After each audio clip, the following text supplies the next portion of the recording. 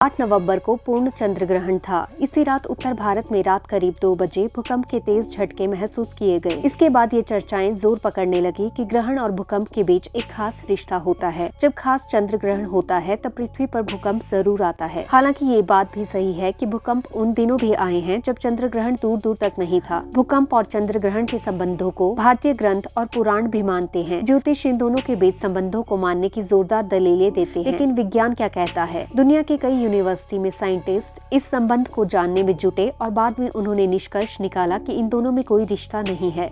Social sites और कई जगहों पर ये दावा करने वाली पोस्ट लगातार पब्लिश हो रही हैं कि विज्ञान माने या ना माने, लेकिन संबंध तो है। प्राचीन भारत के विद्वान वराहमिहिर ने अपने ग्रंथ बृहंत संहिता में भूकंप और ग्रहण के रिश्तों को लेकर विस्तार से लिखा है। वराहमिहिर ने लिखा कि जब भी ग्रहण पड़ता है या पड़ने वाला होता है तो उसके 40 दिन पहले या 40 दिन बाद 80 दिनों के अंतराल में भूकंप आ सकता है।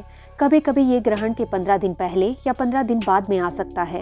ग्रहण के दौरान पृथ्वी और चांद पर एक दूसरे की छाया पड़ती है।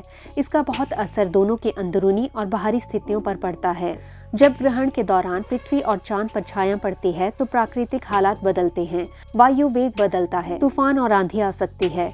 ग्रहण के असर से पृथ्वी की अंदरूनी प्लेटों पर दबाव पड़ता है और वो आपस में टकरा सकती हैं, जिससे भूकंप आ सकता है।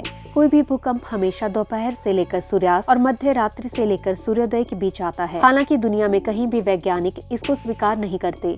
भारतीय वैज्ञानिकों ने भी हमेशा चंद्र ग्रहण और भूकंप के बीच किसी रिश्ते को खारिज किया है। वैसे अफगानिस्तान, हिमाचल प्रदेश और उत्तराखंड में चंद्र ग्रहण के पहले या बाद में आए भूकंप की टाइमिंग को लोग इसी से जोड़ते हैं। हवाई यूनिवर्सिटी में वैज्ञानिकों से कुछ साल पहले यही सवाल पूछा गया और उन्होंने साफ तौर पर दोनों के संबंधों से इनकार कर दिया। हालांकि विदेश में भी कई ऐसे भविष्यवक्ता रहे हैं जो मानते थे कि चंद्र ग्रहण आने के 16 दिनों के बाद भूकंप आने की गुंजाइश काफी रहती है। कुछ साल पहले ऑस्ट्रेलिया के शोधकर्ता ने कहा था कि ग्रहण और भूकंप के बीच संबंध हो सकता है, क्योंकि चांद की ग्रेविटी पृथ्वी पर बहुत असर डालती है। इसका असर पानी और नदियों के बहाव में साफ तौर पर दिखने लगता है।